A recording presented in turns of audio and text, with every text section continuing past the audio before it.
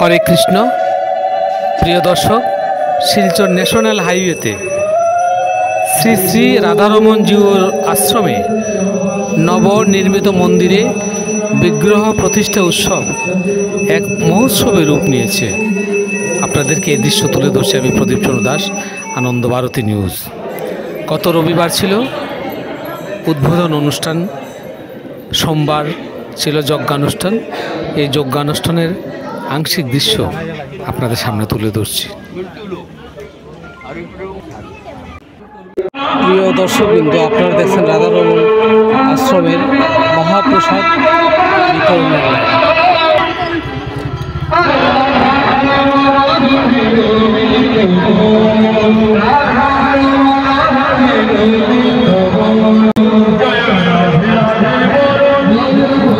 তারপর সোম, মঙ্গল, অগণিত ভক্তের ভিড় ছিল। মহানাম যজ্ঞ চলেছে সবসময়, আজ বুধবার সকাল পর্যন্ত। তারপর দেখুন উপচে পড়া মানুষের ভিড়,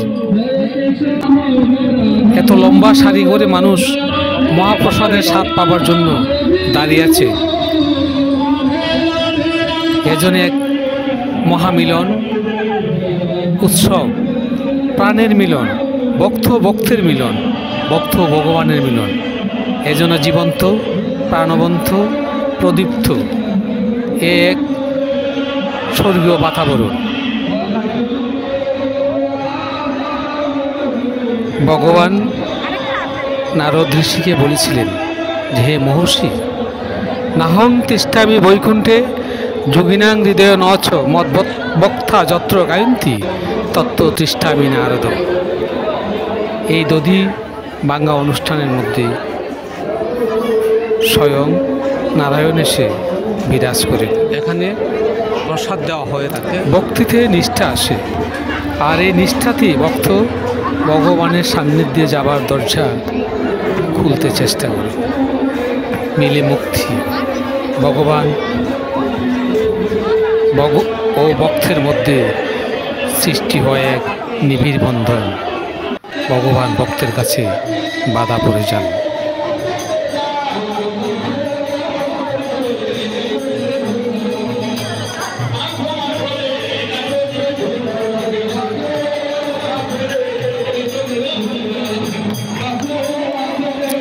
এখানে ব্রজধাম সৃষ্টি হয়। মানুষ ব্রজের ধুলা অঙ্গে মেখে জীবনকে সার্থক করে। এ যেন মানুষের চেতনার বিকাশ। প্রিয় দর্শক, যিনি সুরেলা কণ্ঠে কৃষ্ণ নাম করে এই ব্রজধাম সৃষ্টি করেন, এই আসরকে শ্রী শ্রী রাধারমন জিউর মঠের আসরকে যিনি অতি সুরেলা কণ্ঠে, সুমধুর কণ্ঠে সঙ্গীত পরিবেশন করে সবাইকে নিয়ে এক ব্রজধাম সৃষ্টি করে, বৃন্দাবন সৃষ্টি করে এই ধুলা সবার অঙ্গে মেখে নিচ্ছেন। উনি হচ্ছেন, আপনাদেরকে দেখাচ্ছি, উনি হচ্ছেন সুজিত প্রভু।